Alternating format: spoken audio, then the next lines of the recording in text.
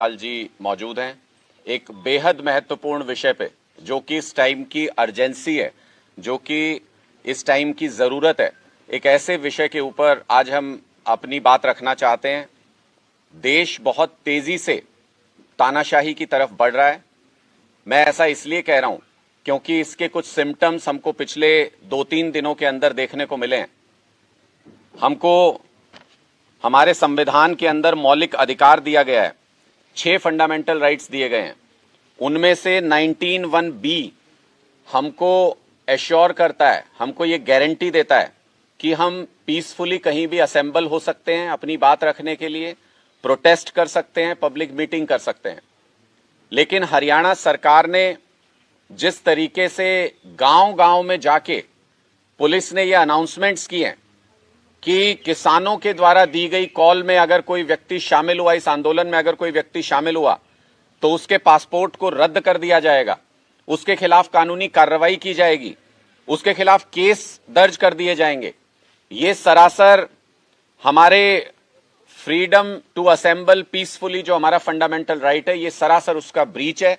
सरकार उस fundamental right को छीन रही है, जिसमें हमको शांतिपूर्ण तरीके से अपने प्रोटेस्ट करने का अधिकार है। और कोई प्रोटेस्ट होने से पहले सरकार कैसे ये अनाउंस कर सकती है कि इस प्रोटेस्ट में हिस्सा लेने वालों का पासपोर्ट रद्द कर देंगे, या उनको जेल भेज दिया जाएगा, या उनके खिलाफ केस दर्ज कर दिया जाएगा, इस आंदोलन में हिस्सा ना लें। कल को ये कहेंगे कि ये विपक्ष की रैली है, इसकी वजह से शांति भंग होगी, इस विपक्ष की रैली में हिस्सा ना ले, गांव-गांव में अनाउंसमेंट करेंगे। परसों को ये कहेंगे कि आपके इस फलाने दफ्तर में जाने से दिक्कत पैदा हो रही है, आप इस दफ्तर में ना जाएं, नहीं तो आपके खिलाफ केस दर्ज कर दिया जाएगा। ये तो सरासर लोकतंत्र की सीढ़ियों से उतर रहे हैं हम धीरे धीरे। ये फंडामेंटल राइट ब्रीच हुआ है। 1972 में मैं आपके संज्ञान में लाना चाहता हूं कि सुप्रीम कोर्ट ने भी, Himmatlal versus police commissioner Bombay का केस था, उसमें सुप्रीम कोर्ट ने बहुत साफ कहा था कि पब्लिक मीटिंग या प्रोटेस्ट पर ब्लैंकेट बैन नहीं किया जा सकता। आप पहले से किसी चीज को ये नहीं कह सकते कि ये गलत है और इसमें आप शामिल नहीं होंगे, ये सरकार कतई नहीं कर सकती है। दूसरा,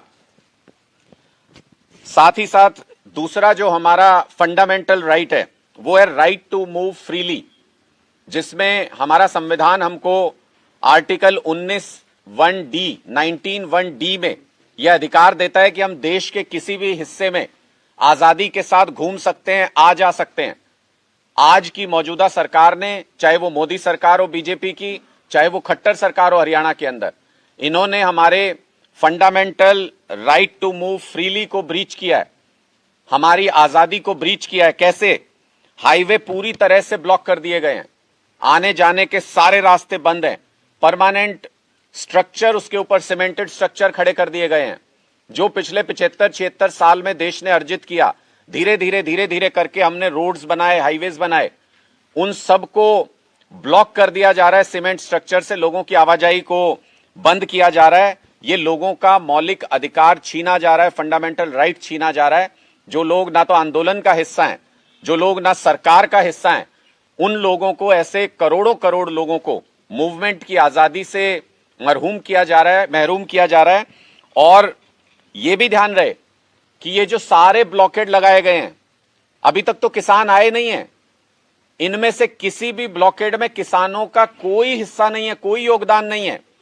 किसान रोड जाम करेंगे या नहीं करेंगे ये तो बाद की बात है।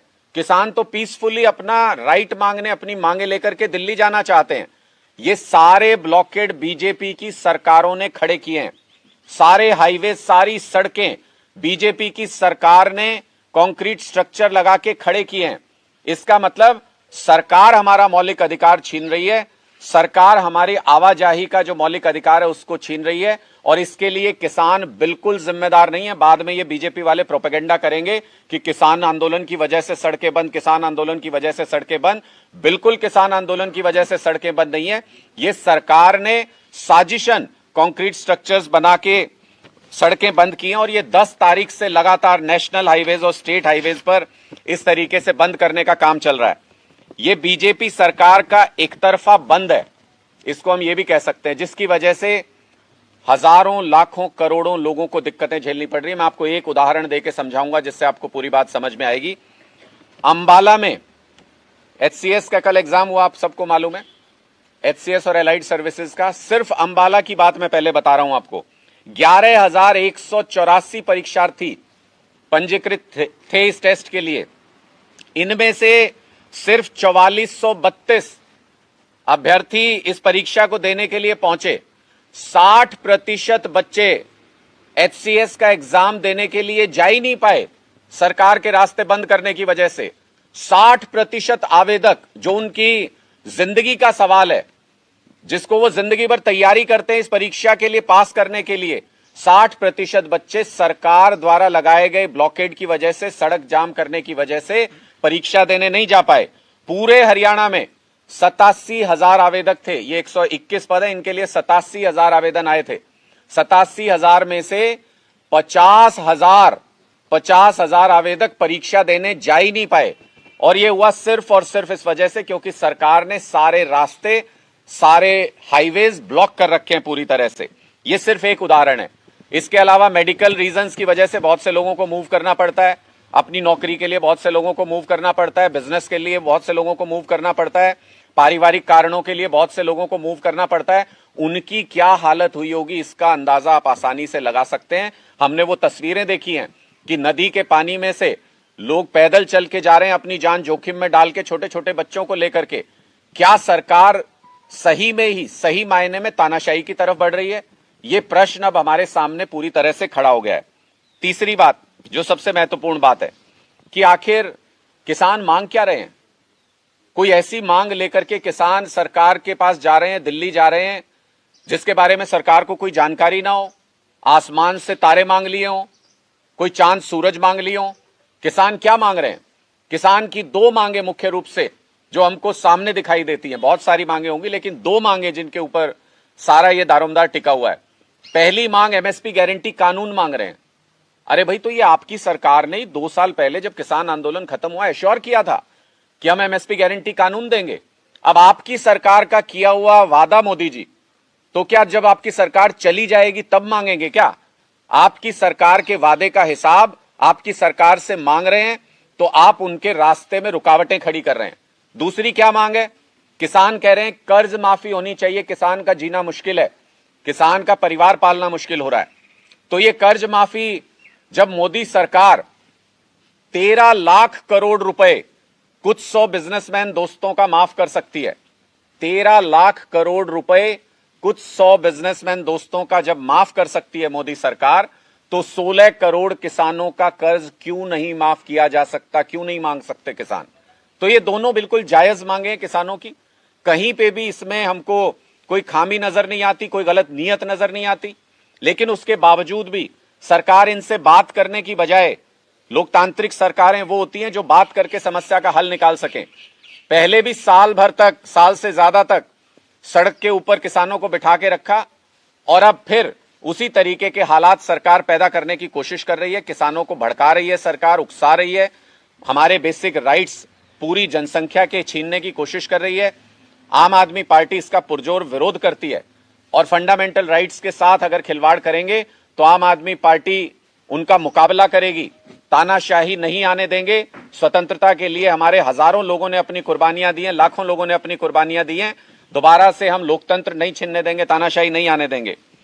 हम साफ तौर पर यह कहना चाहते हैं कि आम आदमी पार्टी किसानों की इन मांगों का पूरे तरीके से समर्थन करती है। जैसे पिछले किसान आंदोलन में तन मन धन से आम आदमी पार्टी ने अन्नदाता की सेवा की थी, इस किसान आंदोलन में भी तन मन धन से किसानों की, अन्नदाताओं की सेवा करेंगे, और अपनी तरफ से अपना जो बूंद भर योगदान दे सकते हैं वो योगदान देने की कोशिश करेंगे।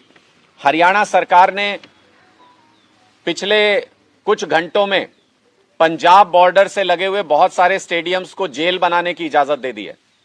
मैं सिर्फ इतना कहना चाहता हूं इस बात पे कि हर किसी में अरविंद केजरीवाल जैसा जिगरा नहीं होता, हर मुख्यमंत्री में, जिन्होंने पिछले किसान आंदोलन में, हमारे सामने भी यह प्रश्न था, आम आदमी पार्टी के सामने भी यह प्रश्न था, दिल्ली के स्टेडियम को जेल बनाने की इजाजत मांगी जा रही थी। अरविंद केजरीवाल जी ने कहा सरकार जाए तो जाए, जान जाए तो जाए, लेकिन किसानों को स्टेडियमों में जेल बना के उसमें बंद करने की इजाजत नहीं दूंगा, स्टेडियमों को जेल बनाने की इजाजत नहीं दी। ये एक मजबूत मुख्यमंत्री की निशानी है जो अपने किसानों के लिए खड़ा हो सकता है। दूसरी तरफ मनोहर लाल खट्टर जी हैं, जो कमजोर मुख्यमंत्री हैं, जिनको पता है कि किसान आज संकट में हैं, जिनको पता है किसानों की मांगे जायज हैं, लेकिन अपने आकाओं के सामने घुटने टेक दिए मिनटों के अंदर और स्टेडियमों को जेल बनाने की इजाजत दे दी बॉर्डर के ऊपर। लेकिन ये अन्नदाता है खट्टर साहब, ये अन्नदाता हैं जो बंजर जमीन से भी अनाज पैदा कर सकते हैं। ये आपके इन बैरिकेड से या आपकी इन गीदड़ भभकियों से, ये स्टेडियमों को जेल बनाने से नहीं रुकेंगे। ये मजबूत आवाज केंद्र सरकार तक पहुंचनी चाहिए और जो सालों साल से किसान मांग कर रहे हैं वो मांग पूरी की जानी चाहिए। ये स्पष्ट तौर पे हम अपना मत यहां पर रखना चाहते थे। और सबसे महत्वपूर्ण कि जो फंडामेंटल राइट्स को ब्रीच कर रही है केंद्र सरकार, मोदी सरकार, बीजेपी सरकार, खट्टर सरकार, वो स्पष्ट तौर पे लोगों के सामने होना चाहिए कि किसान आंदोलन के शुरू होने से पहले ही, 2-3 दिन पहले ही सीमेंटेड ब्लॉकेड सरकार ने खड़े किए हैं, हाईवेज बीजेपी सरकार ने जाम किए हैं और सारे रास्ते बंद बीजेपी सरकार ने किए हैं। फंडामेंटल राइट्स हमारे फ्रीली मूव करने के और प्रोटेस्ट करने के वो बीजेपी सरकार ने छीने हैं। गुरपाल जी अपनी बात रखना चाहते हैं। नमस्कार। आम आदमी पार्टी के हमारे वरिष्ठ प्रदेश के उपाध्यक्ष अनुराग डांडा जी ने बहुत बढ़िया तरीके से आपको विस्तार से बताया आज जो प्रदेश की स्थिति है उसके बारे में भी और जो केंद्र सरकार की स्थिति है उसके बारे में भी। किसानों का सबसे बड़ा मुद्दा जो पिछले काफ़ी लंबे समय से चल रहा है उसके लिए डांडा साहब ने आपको ब्रीफ किया। आप सभी को मालूम है जैसे केंद्र सरकार एक षड्यंत्र के तहत किसानों को एक ऐसे पेश करना चाह रही है जैसे उग्रवादी हो, जबकि देश की अर्थव्यवस्था कोरोना के समय में अगर कंट्रोल करके रखी तो किसानों की वजह से हुई है।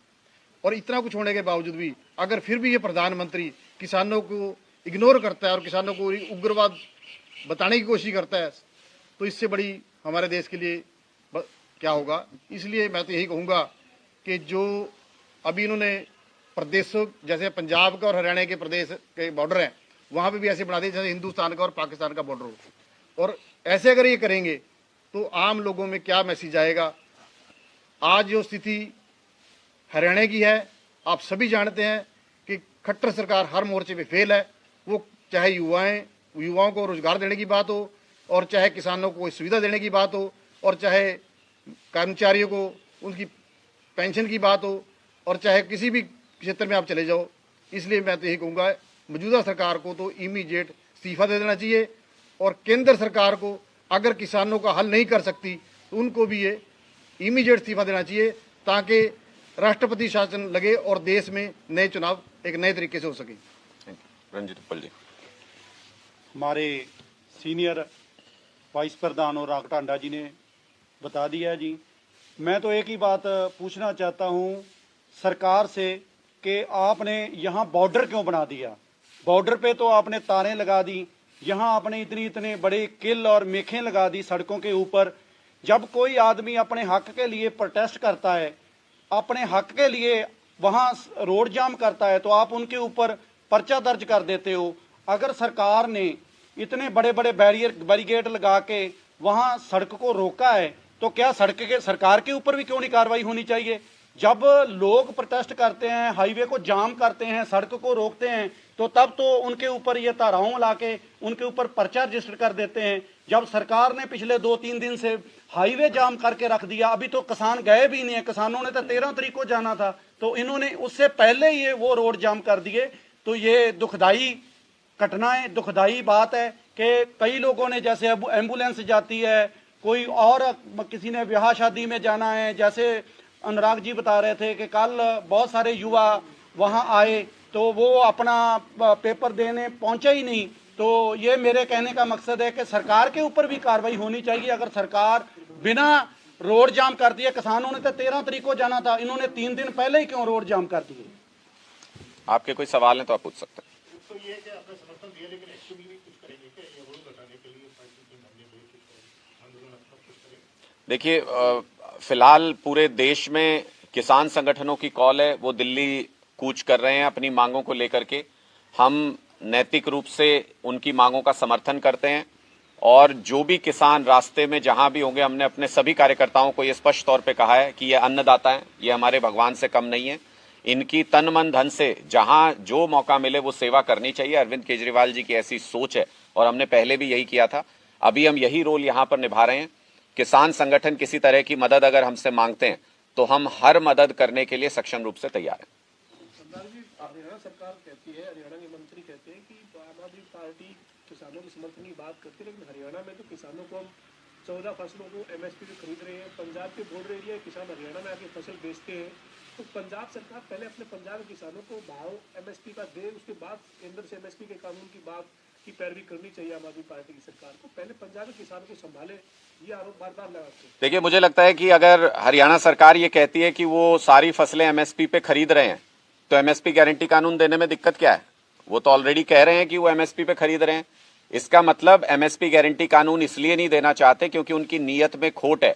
और ग्राउंड की ये सच्चाई सब जानते हैं कि जब से ये पोर्टल लागू हुआ है तब से ना किसान फसलें सही तरीके से बेच पा रहा है, ना उसको सही दाम मिल रहा है, ना उसको अपनी फसलों का मुआवजा मिल रहा है। सबसे बड़ा उदाहरण तो 1,40,000 किसानों ने बाढ़ के मुआवजे के लिए अप्लाई किया था पोर्टल के ऊपर, उनमें से 37-38,000 किसानों को मुआवजा दिया गया। 1 लाख से ज्यादा किसानों को मुआवजा दिया ही नहीं गया। ये स्पष्ट तौर पे बताता है कि हरियाणा सरकार किसान विरोधी सरकार है। और यही भारतीय जनता पार्टी राजस्थान में जाके वहां पे मैनिफेस्टो में ये वादा करती है कि वहां के किसान का गेहूं 2700 रुपए में खरीदेंगे। हरियाणा के किसान का गेहूं 2100 रुपए में खरीदते हैं। क्यों भाई? हरियाणा के किसान में क्या खामी है? हरियाणा के किसान ने क्या गलती की है जो आप उनका गेहूं 2100 में खरीदोगे और राजस्थान के किसान को कहोगे 2700 रुपए में गेहूं खरीदेंगे तुम्हारा? तो ये स्पष्ट तौर पे दिखाता है हरियाणा सरकार की नीयत में खोट है। और सबसे बड़ी गद्दारी अगर खट्टर सरकार ने किसानों के साथ कोई की तो सबसे बड़ी गद्दारी ये है कि उन्होंने स्टेडियमों को जेल बनाने की इजाजत दे दी। किसानों को पीसफुली प्रोटेस्ट करने से भी रोक रही है खट्टर सरकार। किसानों को अपनी मांगों को लेकर के आगे बढ़ने से रोक रही है खट्टर सरकार। कि हरियाणा की पुलिस मॉक ड्रिल कर रही है कि जब हमारे अन्नदाता आएंगे, जब हमारे किसान आएंगे तो उनके ऊपर आंसू गैस के गोले कैसे फेंकेंगे, उनके ऊपर लाठियां कैसे चलाएंगे। इतनी बड़ी बड़ी कीलें उनके रास्ते में लगा दी हैं। इनके मंत्री बयान दे रहे हैं कि हथियारों के साथ आ रहे हैं, अन्नदाता का अपमान कर रहे हैं। पहले भी भारतीय जनता पार्टी ने किसानों को उग्रवादी बताने की कोशिश की, विदेशों से फंडिंग बताने की कोशिश की, तरह तरह से उनको बदनाम करने की कोशिश की। कुछ भी हथियार नहीं चला। उसके बाद इनको घुटने टेकने पड़े। इस बार भी हम पूरी तरह से इस बात से निश्चिंत हैं कि अन्नदाता के सामने इनको इस बार भी घुटने टेकने पड़ेंगे क्योंकि ये किसान विरोधी सरकार है। इनकी नीयत, इनका चेहरा स्पष्ट हो गया। कहते हैं हरियाणा के भाजपा के नेता कि आम आदमी पार्टी के नेता हैं या पंजाब के आम आदमी पार्टी की सरकार है, वो किसानों को उकसा रही है। हरियाणा के किसान को बहुत बड़ी दिक्कत नहीं है, लेकिन पंजाब की सरकार और आम आदमी पार्टी उकसा रही है किसानों। देखिए, मैं बहुत स्पष्ट तौर पे कहना चाहता हूं कि उकसाना क्या होता है। किसी व्यक्ति को किसी काम के लिए उकसाना क्या होता है? अगर कोई पीसफुली प्रोटेस्ट करना चाहता है और आप उसके रास्ते में कीलें लगा देंगे तो ये किसानों को उकसाना है। अगर किसानों के आंदोलन पे आने से पहले ही आप उनकी मांगों को नाजायज बता के, बिना उनसे बात किए हुए उनको हथियारबंद उग्रवादी बताना शुरू कर देंगे तो ये किसानों को उकसाना है। अगर आप किसानों की जायज मांगों को सुनने के लिए तैयार नहीं होंगे, उनको सड़क पे आने के लिए मजबूर करेंगे तो ये किसानों को उकसाना है। जब आप स्टेडियमों को जेल बनाने की परमिशन देते हैं खट्टर साहब, तो ये किसानों को उकसाना है। निश्चित तौर पे किसानों को उकसाने का काम भारतीय जनता पार्टी कर रही है और आज से नहीं कर रही, पिछले कई सालों से कर रही है। किसानों को उकसाने की किसान आंदोलन के दौरान पूरे 1 साल तक भारतीय जनता पार्टी ने कोशिश की, लेकिन किसानों ने संयमित तरीके से, लोकतांत्रिक तरीके से अपना धरना बनाए रखा तो सरकार को घुटने टेकने पड़े। इस बार भी पहले से ही प्री ऑक्यूपाइड माइंड से, पहले से ही एक निश्चित माइंड बना करके किसानों के प्रति भारतीय जनता पार्टी की सरकार काम कर रही है। अन्नदाता का स्वागत अगर सीमेंट के बड़ी बड़ी दीवारें खड़ी करके, अगर बैरिकेड लगा के, अगर पुलिस फोर्स लगा के और अगर कीलों से करेंगे तो फिर आपके जीवन में भी कीलें ही मिलेंगी, आपको फूल नहीं मिल सकते। ये मैं पूरी तरह से सुनिश्चित